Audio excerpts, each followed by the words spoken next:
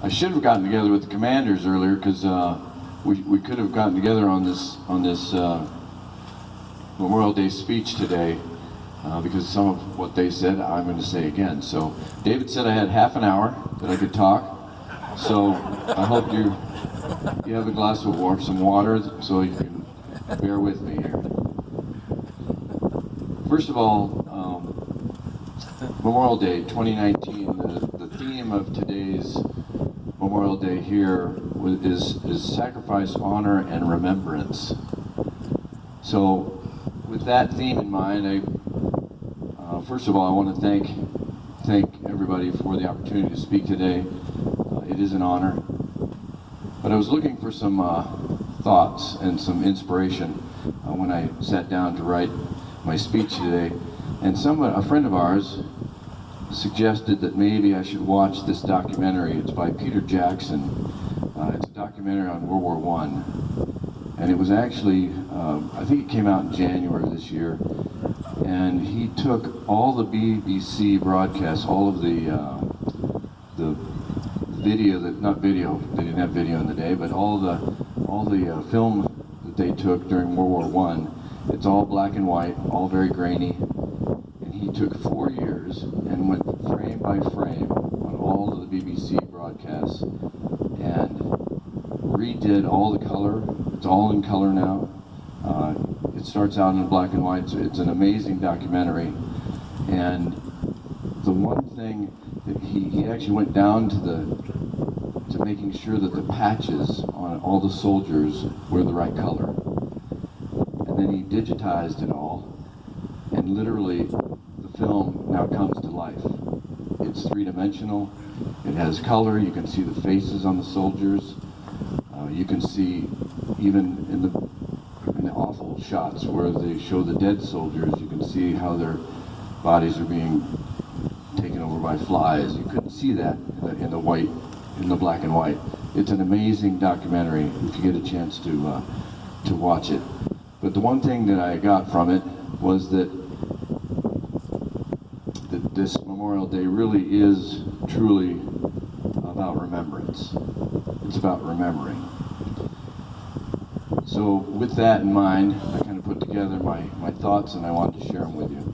I wanted to start out with a quote from John Thune. It says that I believe our flag is more than just cloth and ink. It is a universally recognized symbol that stands for liberty and freedom.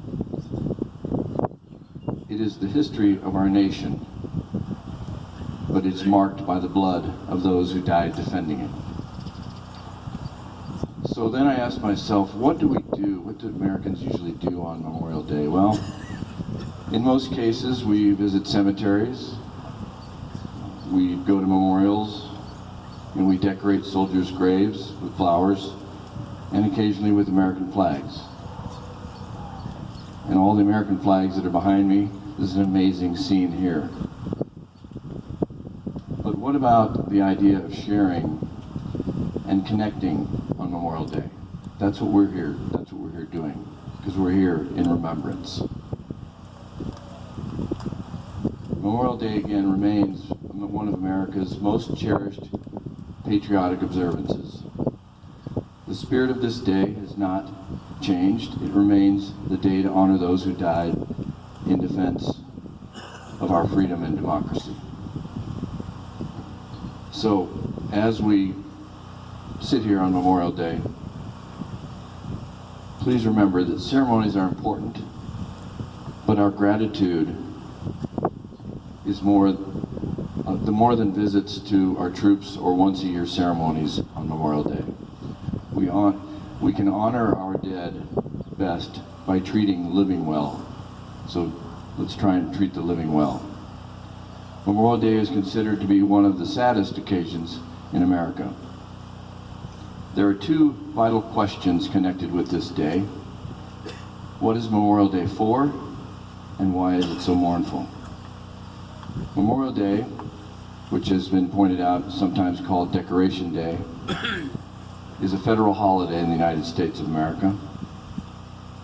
It's aimed at remembering all military people who died when serving the country in our armed forces. But as a rule, people don't see much difference between patriotic holidays like Memorial Day, Veterans Day, and Armed Forces Day, pardon me. In fact, there is a big difference. On Veterans Day and Armed Forces Day, we're supposed to honor those who either were serving in the U.S. military or who are doing it now. But as for Memorial Day, it is dedicated to those who have died in military service. But let us not forget that heroes never die. They live in our memories, and that Memorial Day is a time to express how we feel on this day. Every year on the last Monday of Memorial Day weekend, we are reminded that our freedom isn't free, as someone said earlier, but it's very true. It's the most appropriate time for remembering that the freedom that we have today is the result of human dedication and sacrifice. Heroic actions by American soldiers for their country's honor. That country's honor that always will be captured in our memories. So thank you so much to all the servicemen and women who have gone above and beyond in protecting our country. We ask a lot of those who wear our uniform. We ask them to leave their loved ones, to travel great distances, to risk injury, and even be prepared to make the ultimate sacrifice.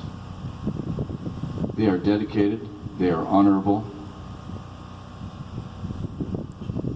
and they represent the best that this country has to offer. I'd also like to say thank you to all the veterans of the United States of America. Thank you for the cost you paid so that we can live in freedom and safety. Thank you that we have the freedom to pursue happiness, we have the freedom of speech, and we have freedom that most countries and most people in the world only dream of. It's always uneasy and a dangerous task to be a true soldier. We share the sentiment and sorrow, sadness, and the gratitude and honor of all fallen heroes of America. Let's pay our respects to our soldiers who gave themselves of our country. And as said earlier, this is actually a quote from one of our presidents, all gave some, but some gave all. I think it's worth saying it again. So remember them on this Memorial Day. And God bless America. God bless all the servicemen and women, past and present. You are not forgotten. Thank you.